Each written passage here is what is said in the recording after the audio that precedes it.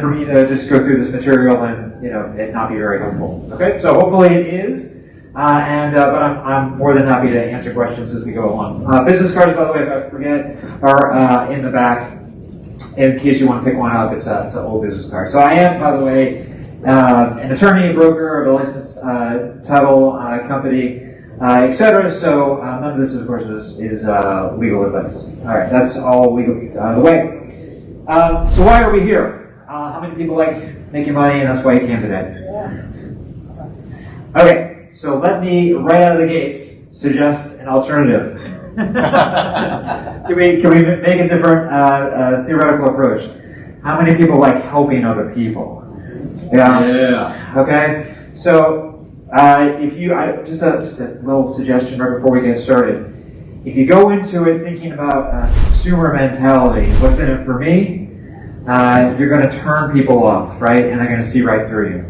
If you go into it being willing to listen, being willing to, just carry another person's burdens, to walk with them, to try to problem solve, that's where your real value lies.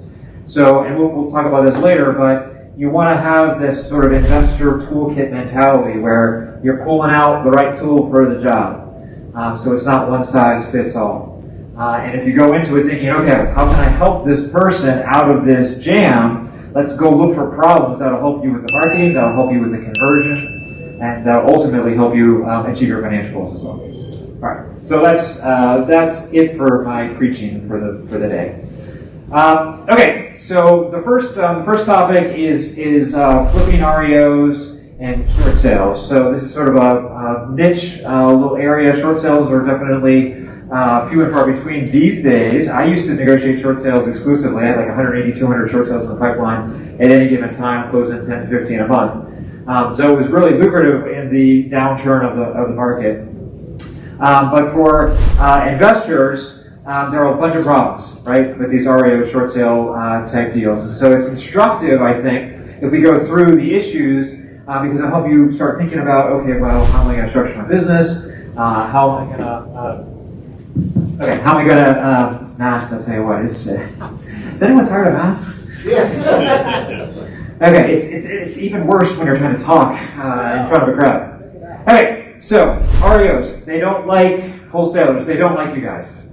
REOs are bank-owned properties, right? Short sale lenders, they don't own the property, a homeowner does. We'll talk about definitions in a couple minutes, but the problem, right, is they don't like investors. They don't like wholesalers. Generally speaking, you cannot wholesale or assign an REO. Okay? They make it difficult for you by putting deed restrictions on the properties. So if you were to buy a property and look to flip it, meaning a traditional ABC deal, right, where you get cash funding from a transactional lender, you line up a buyer and you do an ABC, you close and then you immediately resell, you can't do that. Why? Because they put a deed restriction. You can't resell this property for 30, 60, 90 days.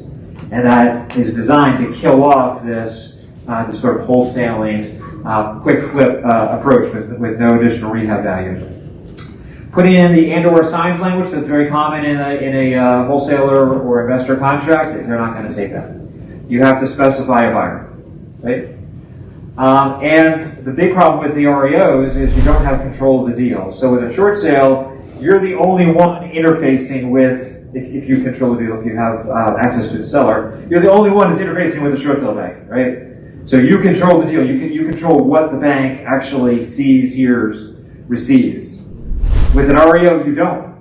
They're going to put it on HUDS, or one of these other websites, or have an auction. You got to compete with the rest of the investor marketplace. Okay, so there's no exclusivity, and that's a major, major disadvantage. Buyer's lender. So, we run into all kinds of problems. But traditional buyer's lender, FHA, VA for sure, even just a regular conventional loan has a problem typically with an investor wholesale fee on the buyer side. So that's also a problem, right? I don't know if you guys have run into all of these things, but I certainly have. And then if you have an existing LLC that you're trying to flip, a lot of times your end buyer doesn't want to take over your LLC. Why? Because he doesn't know what he's inheriting. You could have debts, you could have lawsuits that attach, or threatened. So it's a problem, right? You have a lot of challenges when you're trying to structure these REOs. Typically, as well, an approval is only in one name, so it's you get a short sale approval letter. It says you have 30 days to close at this price. If these are the approved fees on the seller side, if this is the buyer name, and you can't just sort of swap that buyer out, right? You can't, at least not after you get your short sale approval letter. Okay, no substituting buyers. And if you have of course, you're going to disclose your wholesale fee at some point. We can talk about that if you guys want to.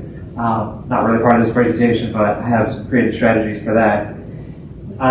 But if the buyer that you do give to the bank doesn't perform, then you close up your deal, right? Especially on an REO side, right? And then you're gone, you're toast. They're not interacting with you because they're looking at you as the buyer. So if your end buyer is unable to perform, then you lose the deal. Okay.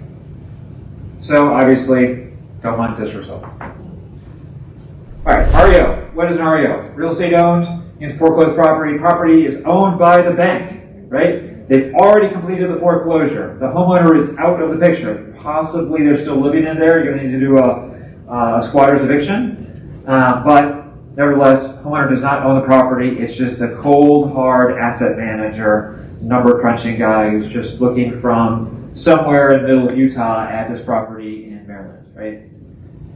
Okay, short sale, the homeowner still owns the property, the bank does not.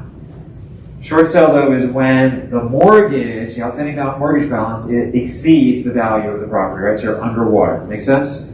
So the homeowner can't sell the property without either grossing up the mortgage and paying it off, or getting the short sale bank's approval, and that's the latter is usually the way you go, right? Because they don't want to pony up money, they're behind on the payments anyway, etc.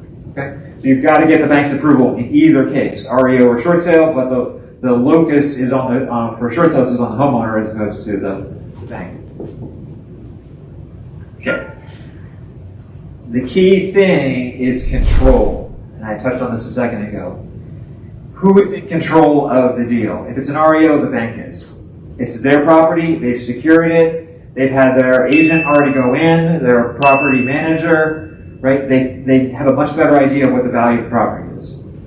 With a short sale, if you're the negotiator, you are in control. Okay? The bank can't get in. They have an agent that will go in very quickly, but in general, they don't have control of the property. They may have winterized it if it's vacant, but they're not the ones who have access and can prevent you from negotiating. Loss mitigation culture, very important to understand this. In the short sale world, you're mitigating your losses, the bank is. So they're losing money every time the homeowner doesn't pay, right? It's not an asset on their books. They haven't internalized the loss for capital gains purposes. Typically, the bank that you're dealing with is just a servicer. They don't own the note. It's in some securitization trust. Whole other talk. So they don't really care. Their job is to weed you people out. That's what the short sale bank servicers are there for. Right? They're trying to make it as hard as possible for you to get the deal. So they lose your authorization repeatedly. Right? They lie about the BPO value that they get. They say, okay, agents, your commission is down to 5%. Oh, did I say 5? I meant 4%. Right? I mean, they're making it hard. They're not, we're not going to pay these delinquent condo dues or HOA lien. Forget it. Junior lien. Oh, they're owed $200,000. We'll give them 5. And, the second lien's like, I don't think so. That's like 2.5% recovery. Right? It's tough. It's tough. You have to know what you're doing. So then the whole culture is against investors. That's the point that I was trying to make there. Okay? And this slide just sort of develops that point further. Okay. As I was saying, the whole idea, and Charles is I don't know if he's coined this term of transaction engineer, but that's the idea. You want to make sure that you have the right tool in your tool belt for the job. Okay? There's not one solution to every single deal. Your value add as an investor is, I'm solving this problem, I can come up with a solution, even that's super duper important. Because the homeowner doesn't know what to do.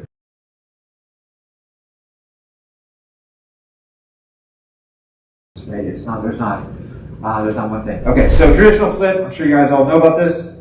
When you buy the property and then you resell the property, right? Typically with FHA and HUD, they don't have those deed restrictions. Fannie Mae and Freddie Mac absolutely do. They hate investors. Okay, so they will absolutely put the deed restrictions in. Short sale banks have it in virtually every single approval letter. Almost everyone now, and it has been this way for 10 years. They all got up to speed in 2008, 2009, 2010, and they all put in the no resale for 30, 60, 90 days rule.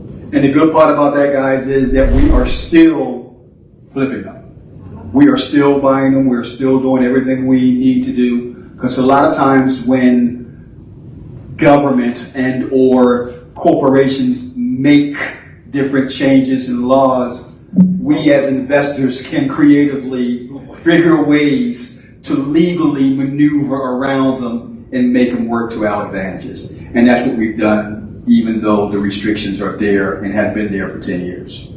More on that in a minute. Mm-hmm. Okay, so the traditional flip, right? The reason why you want to do a traditional flip, and you guys are really quiet. So what is the reason why you want to do a traditional flip? ABC deal. Anyone, raise your hand. Let's go. Yes, sir. More money.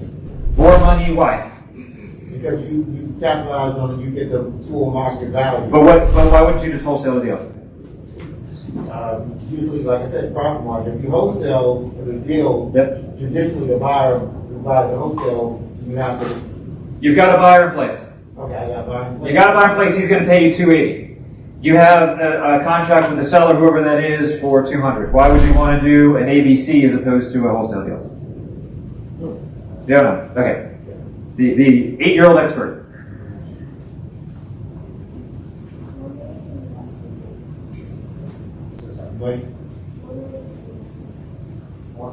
More money to invest in something else. You are trying to get more money. That is absolutely right, but it's the way you're doing it. And the reason why.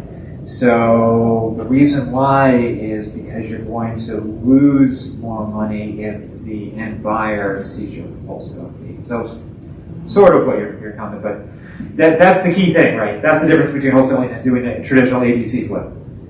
Okay, so you do want to get more money, but you're losing money with 2 deeds and 2 HUDs, right? Why? Because you have transactional costs. You have to pay double transfer recordation and title insurance and your transactional funder, right? Because each deal has to stand on its own 2 feet. So the title companies 15 years ago stopped allowing you to use the end buyer's money to fund the A to B deal. So you got to get your own money, right? And it's 1, 2 points, whatever, if it's the same day type close.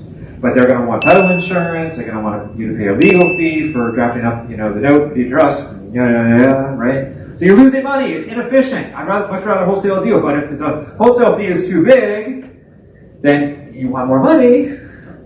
Then you got to do an ABC deal, right? You're gonna lose a little bit of money in order to make money, right? Okay. How many people I show of hands have tried a wholesale deal, and once your end buyer found out how much of an assignment fee you were making, they decided they wanted to reduce their price because the property inspection went sideways. Right? It happens. Exactly. That's and it will happen. Sooner or later, you will see a deal where you find that unscrupulous buyer who's going to be looking at your money and says, I'm going to make 60 and he's going to make 40 and all he's doing is wholesaling it to me? No. And they're going to wait till the day before you go to closing and say, if you don't drop your price, I'm not going to be able to close. And you're going to have to make a decision. Do I go back to the seller, tell the seller I can't close, I need more time to find a new buyer, or do you succumb to that sneaky investor who says, you got to discount your wholesale fee? What will you do in that situation? Charles isn't bitter, by the way. He's not bitter in any any prior experience when he was making his comments. Okay, so remember the context. We're back to the REO short sale sort of context, right? That's where I'm talking here a little bit. Okay, so if you've got a buyer, right, you're not planning on purchasing this property, but you've got a property under contract, short sale or REO, and you want to flip it, right? Because you don't want to buy it, you want to get somebody else in there. How do you deal with that? So a possible way is obviously to tap dance with the lender. So I used to do this. You say, oh yeah, well, don't issue that short sale approval yet. We have another buyer who's going to just substitute in place. Now, a lot of these lenders will say, yeah, right, if we're closing the short sale down, you're starting all the way over. Okay, so that was not very helpful. Some of them, if you know what you're doing, might be able to slip in the buyer before they issue the approval letter. With an REO, the same sort of thing. So if you sign the contract as Mary Jane, trustee, that's it. Well, it's a little ambiguous exactly who the buyer is, right? So when you go to the title company, oh, Mary Jane is the trustee, but we're not sure exactly which trust we're using, right? Or I meant Mary Jane manager of this LLC that I'm just substituting in, right? So there's a little bit of a sneaky way of doing a buyer swap that way. Right, you got a little bit of play. Okay, let me give you a little add-on with this one-page addendum that I use for wholesale fees. So listen to this, guys. This is pretty good because you don't have to disclose your wholesale fee all the time. What I do on this one-page addendum, whether if I'm assigning a land trust, and that's like 6 and 7 of the 7 strategies. If you're signing an LLC or assigning a land trust, what you can do is say a one-page addendum says, okay, the buyer being your end buyer, agrees to purchase a property at this price, meaning this is the all-in, and that's what he says, the all-in acquisition cost is X. All-in acquisition cost includes an actual nominal purchase price and a wholesale fee. Period. No discussion of the amount of the wholesale fee, right? Buyer agrees to cooperate if a separate contract needs to be signed between a buyer and title owner. They're now contractually bound to pay, that much money that they agreed to pay, and they agreed to it. It's an enforceable contract without knowing the wholesale fee. And so you got them on the hook. Exactly. That way your buyer won't know what your wholesale fee is. Your buyer's happy with the fact that he got the property at the price he wants. Sure, he can come and ask you, and you can say, I'm sorry, but I choose not to disclose that right now. Are you still interested in buying this property? Yeah? Okay. Next. Now they're going to see it on the HUD, right? At some point, one second, they are going to, let's do your comment. Okay. They are going to see it on the HUD at some point because it's not an ABC deal. Remember the first point, ABC deal, they're not seeing the wholesale fee because it's just capital gain, you're on a different HUD. They are going to see it at some point, but you've already got the contract, so they aren't able, a lot of times investors will just say, okay, I'm just going to disclose my wholesale fee up front. And that's perfectly legitimate if you're dealing with a person with whom you have a relationship. Say that again. If you are working with someone you trust, with whom you have worked before, and you know they are not going to screw you because they said they're going to buy at 200, and that means they're going to buy at 200 all in, 180 to the seller and 20 to you, then it's okay, and you've got it vetted at the outset, so you actually don't have to worry about this last second drama. However, if you've never dealt with this guy before or girl, then you're running a little bit of a risk when you disclose it. George. I just had a question about that wording. On that addendum. Yeah. Can you use that wording? There's no magic words, but I'm actually recording it, George, and since you're in the mastermind, you can get a copy of it. Okay. There's no magic words, but basically I just say the all-in price that buyer agrees all-in price for this property of X. The all-in price includes both a notional purchase price and a wholesale fee, and then buyer agrees to cooperate in the event that additional documentation is needed. Example, purchase agreement between him and the buyer, or between the seller. Yes, sir. So we had a deal similar to that, where we were making a pretty good wholesale fee, and we don't disclose our wholesale fee in our assignment contract. It's similar to what you said in all the price.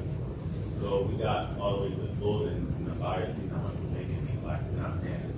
But he already reached the purchase price. So the wholesaler, what legal rights do you have, if they sell the form instead of making money? You call your handy dandy attorney and you file a lawsuit. And you just said the legal rights, failure to perform. Right. It's a breach of contract. Mm-hmm. And so then you take it to circuit court and say, well, we were going to make this, and I wouldn't accept a great receptivity by a judge. I mean, generally speaking, I think we all can kind of acknowledge, right, that wholesalers, investors don't have the best name in town. However, a contract is a contract. And here's the good part about your deal. Your deal wasn't investor to homeowner. Your deal was investor to investor. So you would have a strong case in your situation. Because when you're dealing with someone on equal grounds, and correct me if I'm wrong, Brian, investor to investor is not looked upon as you taking advantage of somebody. But if you're dealing with investor to homeowner and you get in front of a judge, depending on liberal or conservative, who knows which way that case is going to go. So you would have a case, but just as Brian mentioned earlier, you have to make that decision. If there's going to be a large wholesale fee, which way do I go? Exactly. So is it too late? How long? Yep. So the deal is closed probably like a few weeks ago. Was it too late for us to go back and still take action, or did that have to take place? We generally have a 3-year statute of limitations. So you're saying the buyer, your end buyer defaulted, and they said, come go pound sand, we're not paying the wholesale fee, right? And your deal imploded? So it actually closed, but we had to... Find another buyer. So you had to find another buyer? No. Oh. He closed on You caved. Remember, I told you somebody would. That's a hard decision. You gotta. I don't want to get in your business. What? Okay. And he decided, okay. He's backpedaling so fast, he's already in the back of the room, Charles. Out of curiosity, just for the sake of education, how much was the original profit and how much did you guys go down to? He doesn't want to say that.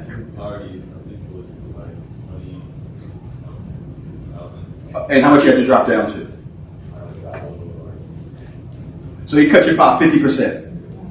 And that's going to happen if you have a.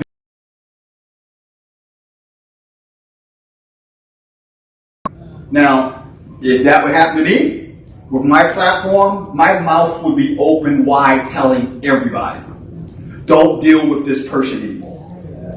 If that was me. Now, go Chino. Like, but what if they blame it on the appraisal? Like, I mean, this excuse is an excuse, but what if they agree to it, their realtor says that they can sell it?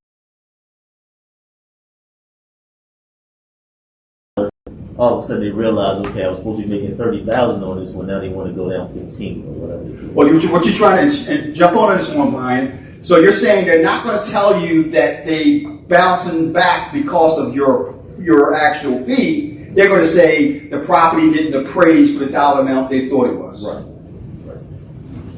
It comes back to your contract. Is there a contingency for appraisal or not?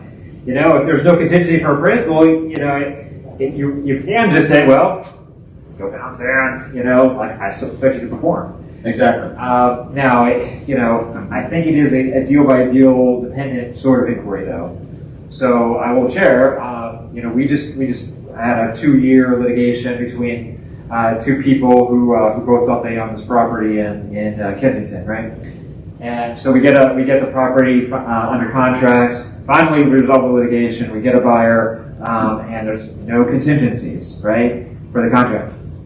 The contract price was $460. Appraisal came in at $420. He's like, I have a line of credit, so my bank will fund me, or I need to bring like $120,000 to the table as opposed to what I thought I had to bring, like $60.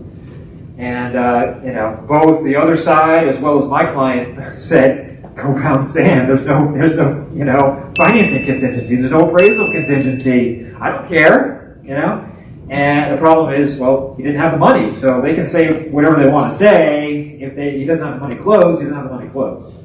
So, they can try to sue for damages to get another buyer, and it's lower than 460. Obviously, they can try to get the EMD. He was willing to give up the EMD. The bottom line is all about your paperwork. Yeah. You're only as secure as your paperwork. That's the bottom line. You got to weigh the legal rights of your paperwork with the practical realities of the deal itself. Was my point. Okay?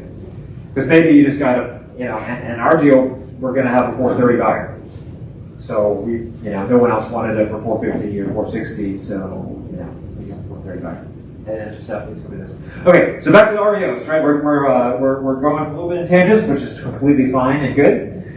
Keeps it interesting. If you're dealing with the REO lender and you say, oh, I've got to do this buyer, that buyer, I got to put this in this entity, because my bank needs to finance it that way, and I can't otherwise get financing.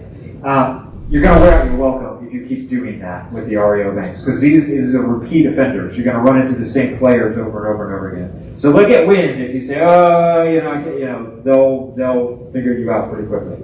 But you can do it on a one-off sort of basis, right? That's the point of that slide. Okay, so this is a little bit of a different structure, and people don't always get this. So it's an LLC liquidation. You're going to be able to avoid the transfer recordation tax, which is good, okay, and it saves you economically. But it's not the Estelle the LLC, which we will get to in a minute. This is buy with an LLC, so you've got the limited liability protection there. You're going to immediately assign your rights to your end buyer, and then they're going to liquidate the property and the LLC interest. So they get the property in their name, okay? So it's exempt from transfer recordation, which is what they want. They don't want it in LLC. For whatever reason, they don't like your LLC, okay? So you're assigning it to them. Immediately, they liquidate the property and puts it in your name. Why would you want to do this? Why do you have to go through these sort of conditions? Well, because you can't, for example, switch the buyer like we've been talking about. So you're stuck with that LLC. There's just no way around it, okay? You have to have a cash buyer for this to work. They can't get financing, or they can get a refinance, that's fine, but in their personal name. But obviously, they don't want the LLC that you have already set up and you've already got under contract. It's just a different way of doing it if you've got a buyer that's a little bit flexible in terms of their financing. You can offer this, you can say, look, I'm stuck here on the front end. I have to use this LLC, but I can get it in your name. We just have to do 2 Ds. And you've obviously got to make protection. I mean, obviously, it's a lot easier to pay $10,000 cash for a Baltimore City property than it is to pay $800,000 cash for, an REO in DC. Okay, so it is what it is. Okay, the banana split approach. Sort of circumstances that you can use it, but if you have an approval, like a short sale approval, or you have an REO where you've won the bid, and you just can't get this particular name or entity off, right? You have to close with it. It's a lot easier to add somebody on. The short sale bank will not close out your file if you say, because of credit, financing, whatever, we need to add this other person on. Same thing with the REO bank. We need to add this other person on the title. I'm still there, but guess what? They don't know this. They don't need to know this. You're only going to take like a 1% interest, just like a nominal interest. And that's the beautiful part. Because the person has 99% interest in the actual acquisition of the property, you only retain 1% interest in the acquisition of the property. And that buyer has no issues at all, or may not have any issues at all, depending on how good that deal is going to be. So you're solving the new buyer problem. Does that make sense? That's what these are all solutions to solve the new buyer problem. You can do a signing agreement where you say to the buyer, I don't expect anything for this 1%, I'll quick claim it out, or whatever to you, at closing or sometime in the future. And he just gave you the way to get out of it by click claiming it out of the actual 1%. So think in terms of how do I flip bank REOs, how do I flip short sales? He's giving you the blueprint to that right here. Okay, make sense? Okay. Okay. Good. Equity, JV, this is a good one, especially in this market. Yes. And I'll tell you why, and I'll tell you why. But let me tell you what it is first. Okay, so this is, and you can apply this to a lot of different situations, not just to the REO short sale world. If you want to bring in a JV, joint venture, you want to bring in a partner to do your deal with you, right? They don't go on title. It's purely a contract. It's a joint venture agreement, okay? So you're basically saying, hey, come alongside me, do this deal with me. Either you bring the financing, bring some of the financing, you bring your contractors, you manage the deal, whatever it may be, whatever you've got worked out, that's a joint venture. They're not on title. That way you save the entity that's purchasing, right? So that's the primary reason why you would do this. And it's off title. You don't have the second deed. You don't have any transactional costs, right? You've got to figure out how you're going to take it down, but presumably they're bringing the financing. That might be, that's probably the reason why you would do this in that sort of situation. And then maybe you get your fee paid on the back end, right? When the house resells, then your wholesale fee or your capital gain, or whatever your structure is with your partner, to get paid. Other situations you would use this. Hold on one second. Question? Yes. Yeah, is this something you could use in a type of a rehab situation where they have the house and the title, but you're bringing in the rehab money? Funny you should ask that. So it's like Reason why I'm saying that, because that's exactly what we did. Brian drawed up the JV agreement with the actual seller of the property. Frank still there? Frank? Go ahead. You're literally stealing the words out of my mouth. Go ahead. So rather than everyone else stealing my words, I'll just tell you this is an example when you would do it, right? And this is the perfect market for it. Okay. And the reason why I say that is because property values are generally on the increase. Yeah. However, the deal spreads may not be there without saying mortgage balances. So that's what drives things. So you don't want to lose a transactional cost because then suddenly the deal doesn't make sense. But if you can, put in $10,000, $15,000 to clean up the place, maybe not a huge rehab budget, and then split the capital gain with the seller, or give them a little bit of money to move out, and then see you later, and you get the rest. Then that's a great strategy. JV is a great strategy for that. And think about what he just said, guys. You make the seller or the owner of the property a partner in the deal. So that covers one, no more seasoning issue. Two, no more closing costs regarding that first in. And Frank did the exact same thing. Made the seller a partner in the deal, gave the seller $50,000 out of the capital gains. Frank is going to be making $95,000 out of it. So you make that person a part of the transaction. And to keep that person in the transaction, so to make sure it goes through, you split their payment up. Frank gave $25,000.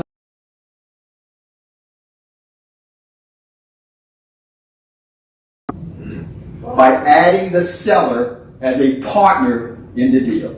it seems like what also works is there's an awful lot of people who get really tripped off when you offer them 50% of the ARB of a house. Mm-hmm. Whereas if they can keep the house and you bring in the rehab money and then you split the profits, nobody's feeling terribly bad. Not only split the profits, but let's just say that savings is another $15,000-$20,000, Yeah. and you can give that additional money to the seller. Good point. So absolutely, this is huge.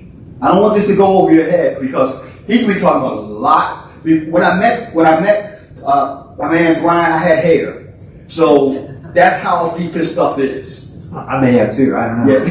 It's a dental habits, man. So just to be clear, the protection is in the JV, so there's no need to be added to the deed. Well spoken. So what is the risk versus reward. to the rehabber. What is your risk in this JV structure? Let's say Frank puts $45,000 of rehab into this property. They don't sell. And then what happens to the seller? The seller says, "Oh, thanks for the improvements, Frank. I'll see you in court. I'm going to sell this bad boy myself. Thanks so much. And guess what? I'm moving to the Caymans tomorrow." Right? So you want to protect your interest, and which is exactly your question.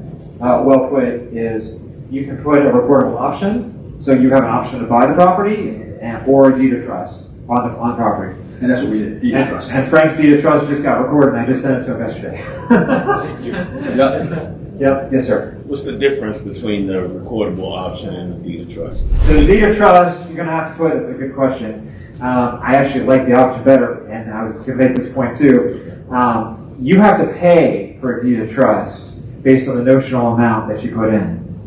Okay, so if the deed of trust secures, say, $45,000 of investment, you're going to pay for that based on the amount, based on the $45,000, $45,000, $100,000, whatever you put in there. Your taxes are going to vary based on that. Whereas an option is just an agreement. Yeah. So it's going to be $60 recording fee or whatever. It's not going to be $1,000 more, etc. So basically, the deed of trust is a debt, but legally, to answer your question, that's a practical answer to your question, and the legal answer to your question, because they both tie the property up. Yes. The title company is not going to close that deal if the seller goes and tries to sell to a third party with an option on record. They will not do it. They'll look for a release, and obviously at that point you say, I can give you a release, but I need, a little bit of consideration for that. So the deed of trust legally is a debt. So it evidences a debt. You're securing your debt by the collateral of the property, whereas an option legally is a right to buy that property. Yes, ma'am. So at what time are you doing this? Before the work starts? Before? You're doing a closing. So as soon as before the work starts. Yes. You're doing it when you signed a JV agreement. Okay. They sign the deed of trust at the same time. Before you give them a penny, Right. or even if it's deferred, you want to do it all up front. And like we did deferred. Where we did deferred. We gave her, she was promised 50, we gave her 25 at closing, and then 25 on the sell. Okay. But all of this is done up front. Correct. Before Yeah. Let me give you another context where this would be really helpful. How many people are familiar with DC? TOPA? Anybody? A couple people, yeah. What about if you have property with a tenant in there and they're going to be really legalistic about exercising their TOPA rights? TOPA, for those who don't know, in DC is the Tenant Opportunity to Purchase Act. It affords tenants a right to negotiate and have a right of first refusal to buy the properties they're in. The laws changed as of 2018, so single family, they're generally exempted. There's a couple of exceptions to the exemption. But basically what happened is a cottage industry where these tenants were just holding out property sales and demanding anywhere from, say, 10 or 30,000 to 6 figures, depending on the property. I love TOPA. It's an awesome statute.